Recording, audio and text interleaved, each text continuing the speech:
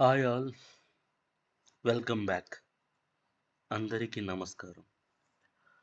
ఈ వీడియోలో మనం సూపర్ స్టార్ రజనీకాంత్ గారు మరియు నయనతార గారు హీరోయిన్గా కలిసి నటించిన సినిమాలేంటో చూద్దాం.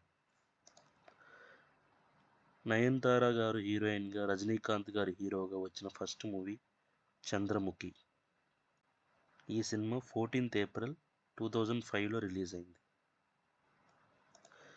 వీళ్ళిద్దరి కాంబినేషన్లో వచ్చిన సెకండ్ మూవీ 'శివాజీ'.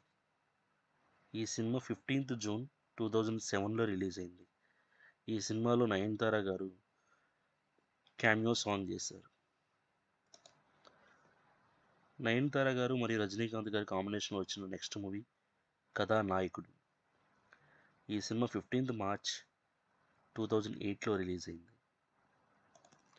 వీరిద్దరి కాంబినేషన్లో వచ్చిన నాలుగవ సినిమా 'దర్బార్'.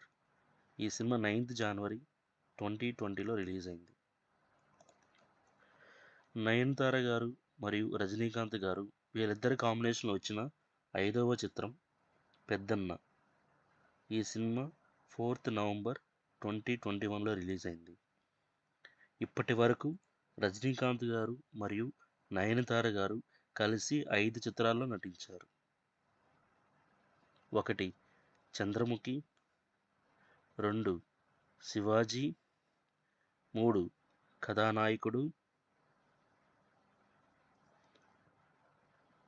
4